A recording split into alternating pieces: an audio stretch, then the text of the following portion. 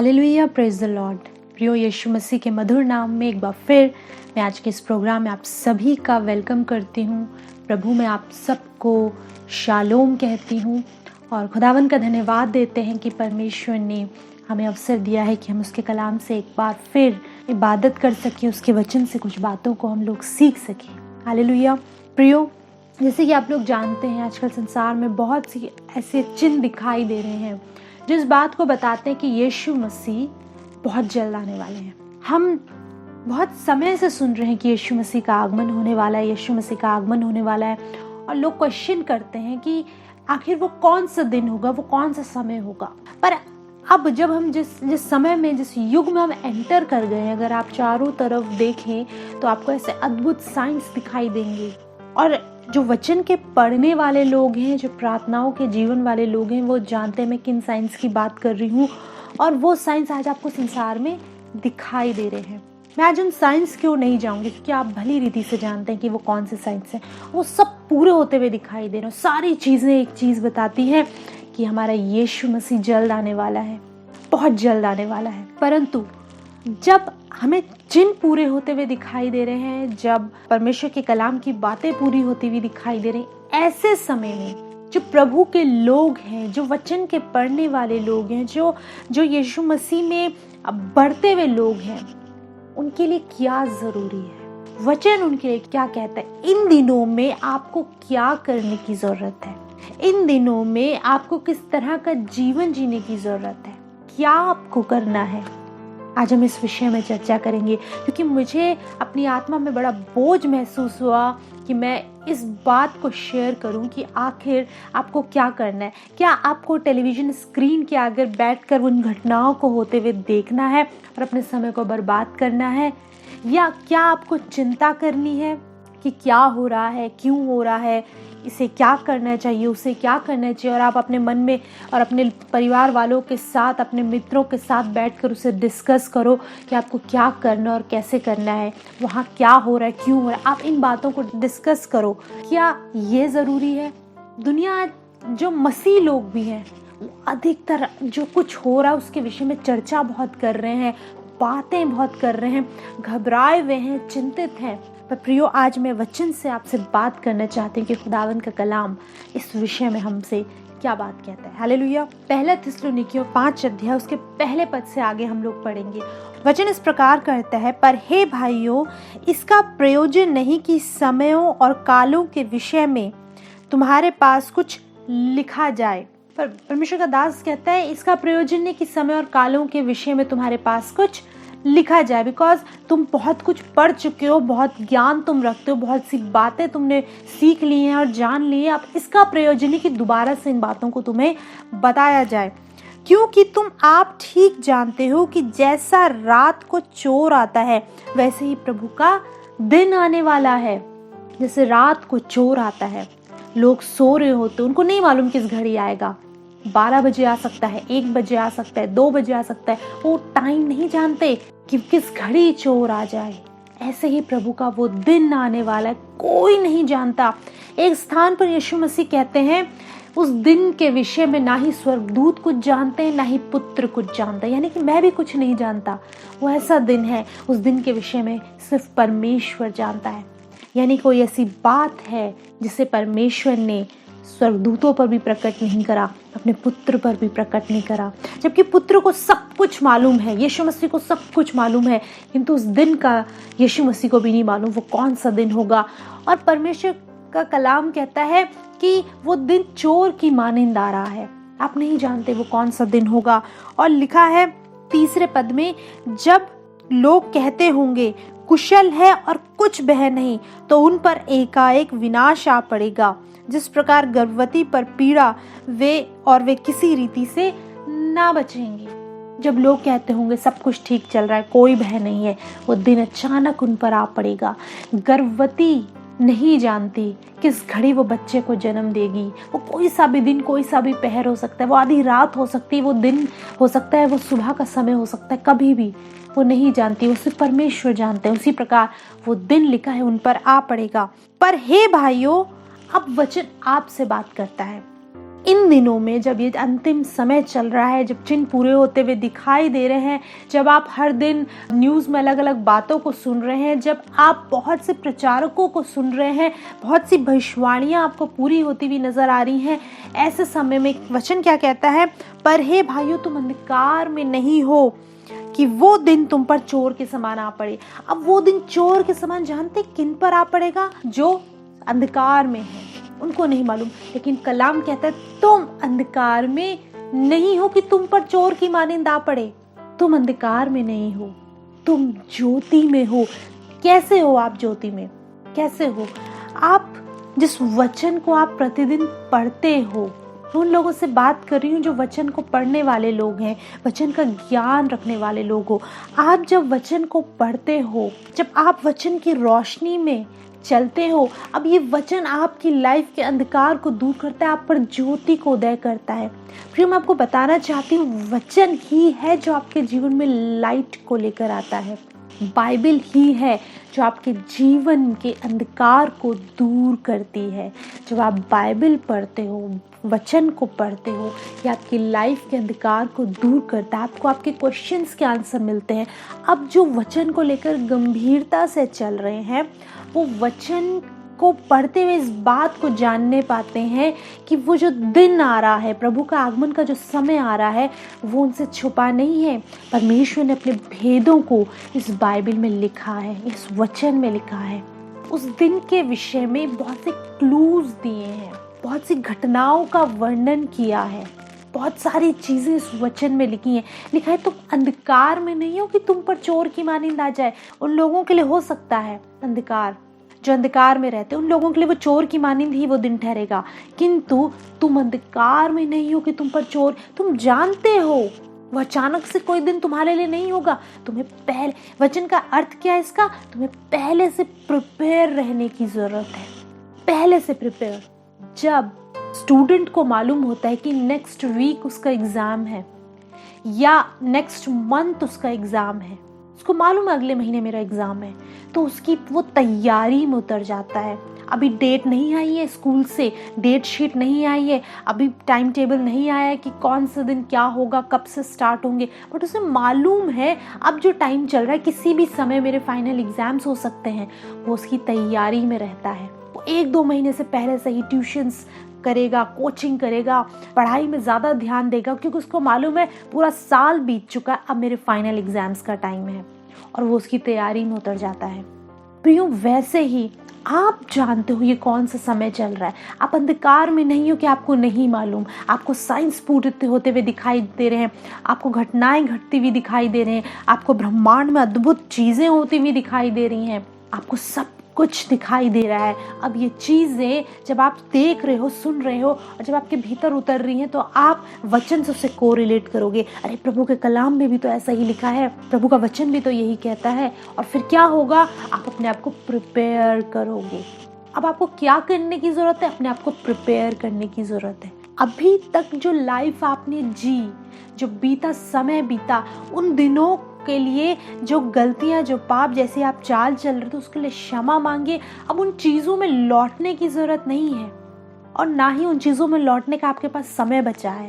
प्रियो, अब वो समय नहीं है कि हम पाप करें, क्षमा मांगे, फिर से पाप करें, फिर से क्षमा मांगे, फिर प्रॉमिस करें प्रभु 2022 में मैं फिर से एक नई लाइफ को जीऊंगा, और एक रेजोल्यूशन, एक प्रभु से वायदे को करे, जनवरी में वायदे को करे, मार्च आते आते आपका वायदा बेकार हो गया, यानी कि आप दोबारा उसी चाल चलन में लौट गए, और आपकी लाइफ ऐसी ही चल रही है। कभी ट्रैक पर है, कभी ट्रैक से बाहर है, कभी ट्रैक पर, कभी ट्रैक से, कभी बहुत अच्छी प्रार्थनाओं का जीवन है, कभी कुछ भी नहीं, कभी बहुत अच्छी प्रार्थनाएं कर रहे हैं, उपवास कर रहे हैं, कभी कुछ नहीं, कभी बाइबल बहुत अच्छी पढ़ रहे हैं, कभी नहीं पढ़ रहे हैं, कभी वचन को लेकर सेंसिटिव है, गंभीर है, कभी नहीं। अब वो समय नहीं है, अब ये समय है जागते रहने का, तैयार रहने का, क्योंकि अब उस यीशु मसीह के आगमन का दिन बहुत नजदीक है। देखिए क्या कलाम कहता है, 1 थिस्सलुनीकियों 5 उसका 5वां पद हम लोग देखेंगे। यहाँ लिखा है, क्योंकि तुम सब ज्योति की संतान और दिन की संतान हो,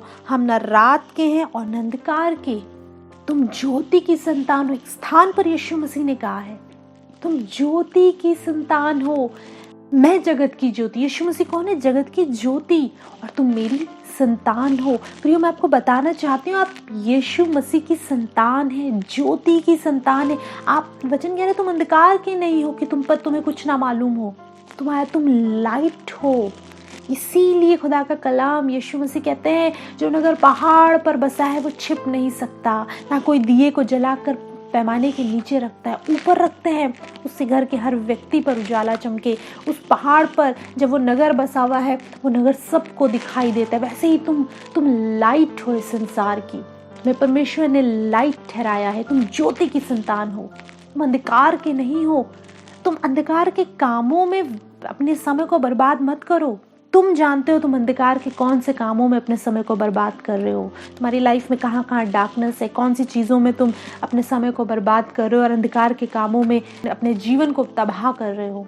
वचन यीशु मसीह कहते हैं तुम लाइट की संतान हो, परमेश्वर की ज्योति तुम्हारे भीतर है। हाँ, एक समय था जब आपके भीतर अंधकार था, आप अंधकार की चीज़ों में थे, गलत कामों में थे, पर जब आपने वचन को पढ़ा, आपने यीशु मसीह के बारे में सुना, आपने उन चीज़ों को अपनी लाइफ से दूर करा और आपके जीवन में लाइट एंटर कर गई, ठीक, और आप लाइट की संतान बन गए। क्या कलाम कहता है 6 पद में, इसलिए हम दूसरों के समान सोते ना रहें, पर जागते और सावधान रहें। अब वचन इन दिनों में आपसे क्या बात कहता है?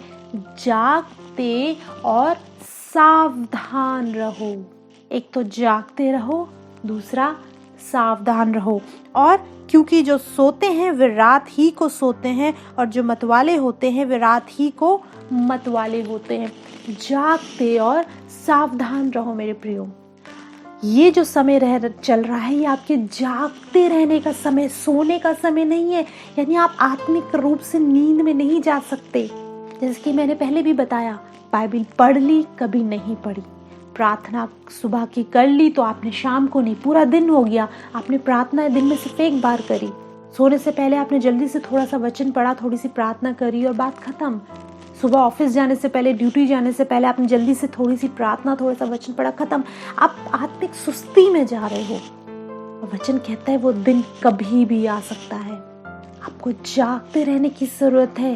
आपको प्रार्थनाओं को लेकर गंभीर हो जाने की जरूरत है। आपको सावधान रहने की जरूरत है। सावधान किन चीजों से? कि आपकी आत्मा की हानि तो नहीं हो रही, कहीं आप कोई छोटी सी छोटी कोई ऐसा पाप, कोई ऐसा गुनाह आपको तबाह, आपकी स्पिरिचुअल लाइफ को खराब तो नहीं कर रहा। आपको सावधान रहने की जरूरत है। किन चीजों से सावधान रहना है? उन गलत शिक्षाओं से जो आजकल फैली हैं, उन गलत शिक्षाएं जो आपको मिसगाइड कर सकती हैं। बाइबल को लेकर भी बहुत सी गलत शिक्षाएं आजकल संसार में है। आपको सावधान रहने की जरूरत है कि कौन सी शिक्षा वचन से है और कौन सी है जो दुष्ट अपने लोगों के द्वारा फैला रहा है। सावधान रहने की जरूरत है कि आप क्या सुन रहे हो, आप क्या देख रहे हो और आप क्या बोल रहे हो। बहुत ज्यादा सावधान रहने की जरूरत है। बाइबल कहती है जागते रहो और सावधान रहो। 2 चीजें मेरे प्रियो, जब आपको संसार में घटनाएं घटती हुई दिखाई दे रही हैं, आपको साइंस पूरे होते हुए दिखाई दे रहे हैं, तो 1 थिस्सलुनीकियों 5 अध्याय कहता है तुम अंधकार में नहीं हो, क्योंकि बहुत बड़ी संख्या इस संसार के अंधकार में है। उन्हें कुछ नहीं मालूम, उनको लग रहा है ये जाने क्या हो रहा है, वो अंधकार में है। बट तुम सब कुछ जानते हो, क्योंकि जब तुम इन चीज़ों को देखते हो तुम उन्हें वचन से कोरिलेट करते हो। तुम कहते हो मेरे वचन में ये लिखा है और ये चीज़ें होती हुई दिखाई दे रही हैं, इसका अर्थ ये है कि मेरा यीशु जल्द आने वाला है। तुम्हें जब चीज़ें होती हुई दिखाई दे रही हैं, इसका अर्थ है तुम समझ रहे हो, क्योंकि तुम ज्योति की संतान हो, तुम्हें सब कुछ मालूम है। ये सब चीज़ें लाइट में हो रही है, वचन की रोशनी में सब कुछ घट रहा है। तो वचन में लिखा है वो सब कुछ पूरा हो रहा है, लाइट, और तुम उस लाइट में हो, तुम सब कुछ जानते हो। पर तुम्हें करना क्या है? सिर्फ जानने से काफ़ी नहीं कि आपको सब मालूम है, सिर्फ वचन को सुनने से काफ़ी नहीं। आप सोशल मीडिया पर या फिर आप बड़े से बड़े प्रचारक को आप सुन रहे हो और आप सुन रहे हो अच्छा ऐसा होने वाला है, अच्छा ऐसा है, लेकिन आप सिर्फ सुनना काफ़ी नहीं है। आपको करना क्या है, इस बात पर हम ध्यान देंगे।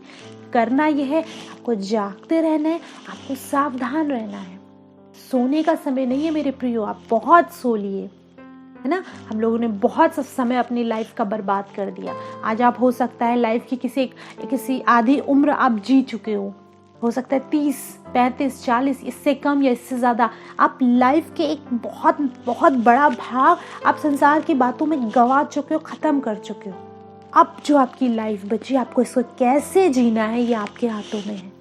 अब जो समय बचा है ये आप किस तरीके से जियोगे ये आप डिसाइड करोगे कि प्रभु अब मैंने अपनी लाइफ का मेजर पार्ट मैंने बेकार कर दिया, गलत चीज़ों में, नशों में, लड़ाई झगड़ों में, संसार की बातों में, चिंताओं में इस समय को मैंने बर्बाद कर। पर अब जो मेरे पास समय बचा, अब मैं इस समय में तेरी जागता रहूँगा, प्रार्थना करते रहूँ। अब जागते कैसे रहोगे? आप वचन पढ़िए, आप प्रार्थना करिए। मैं लोगों से अक्सर एक बात को पूछती हूँ, आपने अपनी एजुकेशन की जो आपकी बुक्स रही होंगी, स्कूल की बुक्स या आपकी कॉलेज की, या आप जब ट्रेनिंग कर रहे थे, बहुत सी बुक्स आपने पढ़ी, बहुत सी बुक्स, और बहुत अच्छे अच्छे साइज़ की बुक्स होती हैं, मैंने देखी हैं। बहुत इतनी मोटी मोटी बुक्स होती हैं और बहुत बुक्स, कुल मिला के सारे बुक्स को कंबाइन किया जाए तो बहुत बुक्स हैं, बहुत बड़ी एक आपने संख्या आपने बुक्स की पढ़ ली है। पर मुझे अफसोस होता है कि लोग वो बुक्स पढ़ते हैं क्योंकि उनको मालूम है उनको कल को एग्ज़ाम देना उनकी नॉलेज के लिए ज़रूरी है, पर वो इस वचन को नहीं पढ़ते। एक बार भी शुरू से लेकर आखिरी तक वचन को क्या आपने पढ़ा है? आपने अपनी लाइफ का अधिकांश समय बहुत सी चीज़ों में बर्बाद करा, पर क्या आपने एक बार भी वचन शुरू से आखिरी तक पढ़ा? आपने देखा उत्पत्ति से प्रकाशित वाक्य में परमेश्वर किन बातों को करता है, क्या घटनाएं घटी है, क्या अद्भुत काम है? और यदि आपने पढ़ा है तो आपको बताना चाहती हूँ, प्रभु आपको बहुत आशीष दे, क्योंकि आप ज्योति की संतान हो। आपने ज्योति के विषय में जाना है, समझा। आज जो कुछ भी हो रहा है आप उससे अनजान नहीं, आप सब जानते हो। पर यदि आपने एक बार भी नहीं पढ़ा तो मेरे प्रियो, वचन कहता है अब जाग जाओ, जागते रहो। अब वचन को उठाओ, इसे पढ़ना शुरू करो। अब वो समय गया कि आप 15 मिनट की प्रार्थना करके आमीन कह के उठ के आ जाओ, मेरे पति को ये दे दो, मेरे पत्नी को ये दे दो, इसकी बीमारी ठीक कर दो, और प्रभु मेरे बच्चों की एजुकेशन का हो जाए, ये कर्ज दूर हो जाए। और आपने रटी रटाई प्रार्थना करी और आमीन कह के उठ गए। ये प्रार्थना नहीं है कि जो आपने एक लिस्ट जैसी प्रभु के आगे रखी और आमीन कह के उठ गई। प्रार्थना नहीं, प्रार्थना है प्रभु के साथ समय बिताना, उसकी उपस्थिति में बैठना, उसको जानना। आप वचन पढ़ रहे हो, प्रभु तूने ये क्यों लिखा है, क्या भेद है इसमें, उस भेद को जानने के लिए उसके कदमों पर ठहर कर बैठना। जब आप वचन पढ़ रहे हो, और बाइबल बताती है, परमेश्वर का वचन एक स्थान पर कहता है मुझसे प्रार्थना कर और मैं तुझे बड़ी बड़ी और कठिन बातें बताऊंगा जिन्हें तू अभी नहीं जानता। यानी वो बातें अभी हिडन हैं, उन्हें जानने के लिए प्रार्थना करनी ज़रूरी है। बहुत से लोगों की सिर्फ एक लिस्ट होती है, वो सुबह भी उस लिस्ट को बोलते हैं, शाम को भी, और उनके हिसाब से वो प्रार्थना है। मैं कई लोगों से मिलती हूँ और जब वो प्रार्थना करते हैं, आप उनसे 5 दिन बाद मिले या 5 साल बाद मिले, आप वही प्रार्थना वो कर रहे हैं, उनके हिसाब से वो प्रार्थना है। फिर वो प्रार्थना नहीं है। प्रार्थना किसी किताब में नहीं लिखी जाती कि आपने किताब को पढ़ लिया और वो प्रार्थना। जानते प्रार्थना क्या होती है? परमेश्वर के साथ संबंध को प्रार्थना कहते हैं। जब आप ठहर कर बैठते हो उसके कदमों पे, जब आप उसकी सुनते हो, उससे कहते हो, सिर्फ आपने बोला और उसने कुछ कहा नहीं और आपने कुछ सुना नहीं, तो ये प्रार्थना नहीं है। जब आप अपनी बातों को रखने के बाद शांत होकर उसके कदमों में बैठते हो और उसकी मीठी शीरीन आवाज़ को सुनने बैठते हो, जब आप वचन आपके माइंड में चल रहा होता है, प्रभु तूने ये कहा तो क्यों कहा, और होली स्पिरिट उस बात का भेद आप पर रिवील कर रहा होता है और आप आत्मा में आनंदित हो रहे होते हो, आप सामर्थ्य महसूस कर रहे होते हो, आपको पता नहीं चलता कितना समय बीत गया। अरे मैं 1 घंटे से बैठा हूँ, 2 घंटे से, और आपको समय का कोई अंदाज़ा नहीं होता। आप इंजॉय कर रहे होते हो उसकी प्रेजेंस को, आप गीतों को गुनगुना रहे होते हो, उसकी आराधना कर रहे हो, तो उसकी महिमा में आप खोए हुए होते हो। ये प्रार्थना है। और ये पता है क्या, ये प्रार्थना कैसी प्रार्थना, ये आपको स्पिरिचुअली बल दे रही होती है। आप सामर्थ्य महसूस कर रहे होते हो, फिर आपको फर्क नहीं पड़ता दुनिया में क्या हो रहा है, क्योंकि आप जानते हो जो कुछ भी हो रहा है परिस्थितियां कंट्रोल में है, प्रभु आपके साथ है।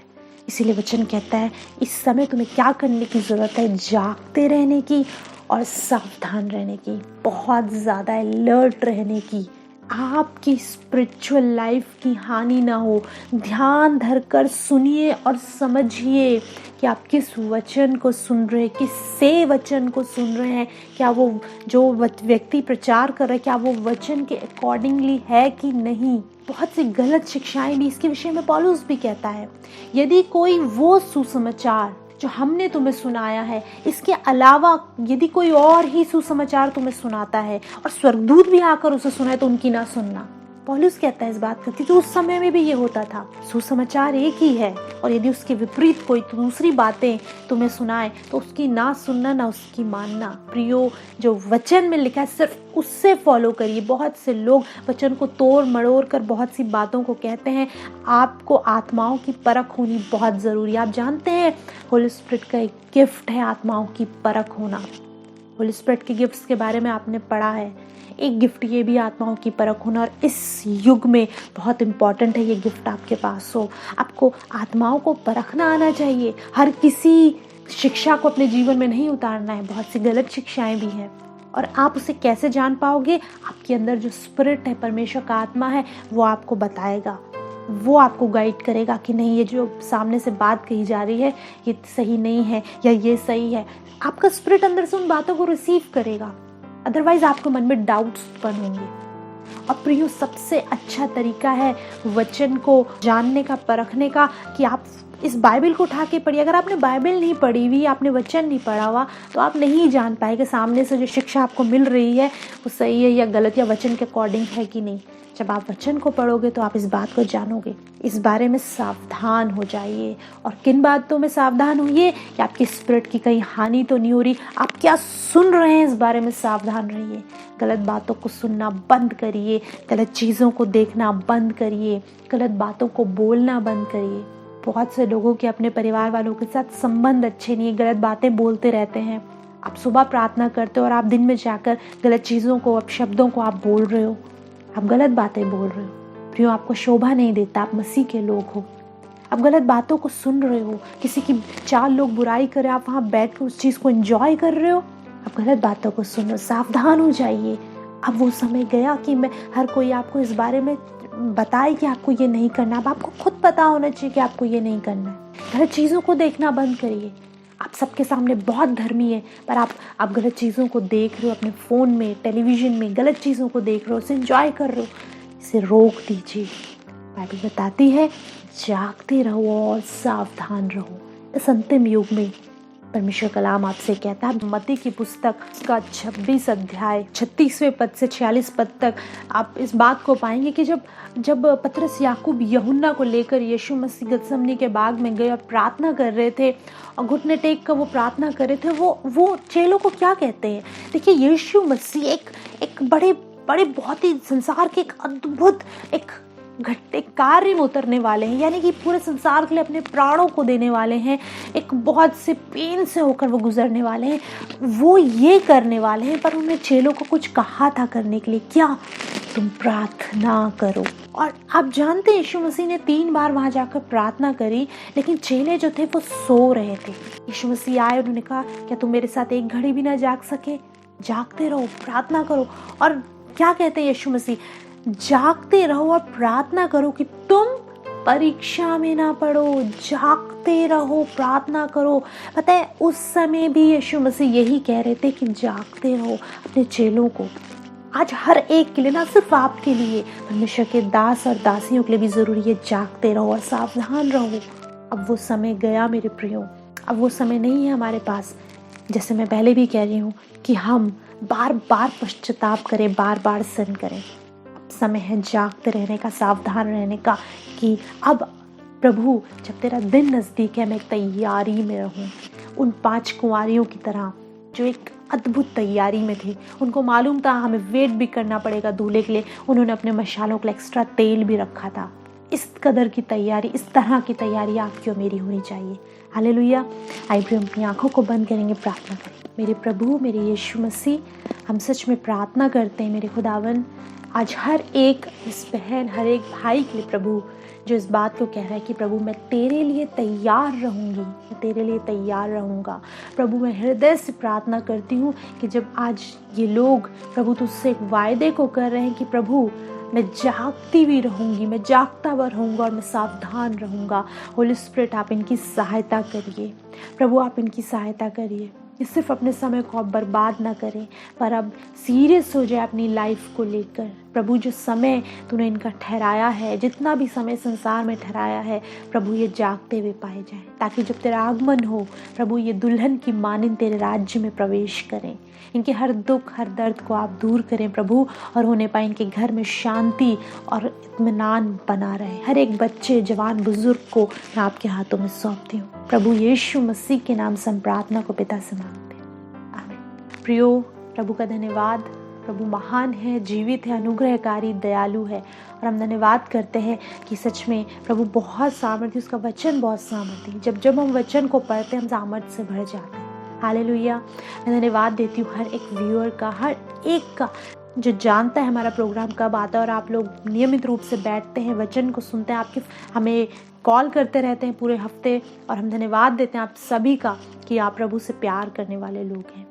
प्रियो, मैं आपसे कहना चाहती हूँ, यदि आप लोग की कोई प्रेयर रिक्वेस्ट है, प्रार्थना का निवेदन है, और आप और जानना चाहते हैं वचन के बारे में, और जानना चाहते हैं कि किस रीति से आप जागते रहेंगे, किस रीति से आपको सावधान रहने की ज़रूरत है, बहुत से क्वेश्चंस आपके हो सकते हैं, आप हमें कॉल करिए। कॉन्टैक्ट डिटेल्स आप स्क्रीन पर देखने पा रहे होंगे, आप हमें कॉल कर सकते हैं और हम आपसे बात करेंगे। इसके अलावा प्रियो, अगर आप वचनों को दोबारा सुनना चाहते हैं तो आप हमारे YouTube चैनल पर जाइए, ट्रू शेपर्ड मिनिस्ट्रीज़ आप टाइप करिए, ट्रू शेपर्ड मिनिस्ट्रीज़, और आप उस चैनल को सब्सक्राइब करिए। बहुत सी वीडियोस वहाँ पर आपको बहुत हेल्प करेंगी आपकी स्पिरिचुअल ग्रोथ के लिए। हालेलुया। और प्रियो, मैं धन्यवाद देती हूँ हर एक का जो इस प्रोग्राम के लिए अपने हाथ को बढ़ा रहा है। हालेलुया। प्रियो, यदि आप चाहते हैं कि हम इस प्रोग्राम को कंटिन्यू करें, यदि आप चाहते हैं कि ये प्रोग्राम और भी स्थानों पर पहुँचे, तो आप अपने हाथ को बढ़ा सकते हैं, अपनी दान आप लोग भेज सकते हैं। और विश्वास करिए, प्रभु किसी का कर्जदार नहीं है। जब आप प्रभु के राज्य में बोएंगे, प्रभु बहुत तायत से आपके जीवनों को ब्लेस करेगा, क्योंकि ये बहुत बहुत बड़ी सेवा है प्रियो जो आप लोग करते हैं, कि जब आप प्रभु के लिए इन भेंटों को भेजते हैं और इस भेंटों के द्वारा हम इस प्रोग्राम को करने पाते हैं। इसके अलावा हम अलग अलग स्थानों पर भिन्न भिन्न तरीके से सेवकाई को करने पाते हैं। ये सिर्फ आपके सहयोग के द्वारा पॉसिबल हो पाता है। प्रियो, प्रभु आपको बहुत आशीष दे। जितने भी लोगों से परमेश्वर का आत्मा बात करे, आप ज़रूर से अपने हाथ को प्रभु के राज्य के लिए बढ़ाइए। प्रभु आप लोग को बहुत आशीष दे। प्रियो, अगले सप्ताह हम आपसे फिर दोबारा मुलाकात करेंगे। तब तक प्रभु यीशु मसीह में सभी को हमारा सलाम।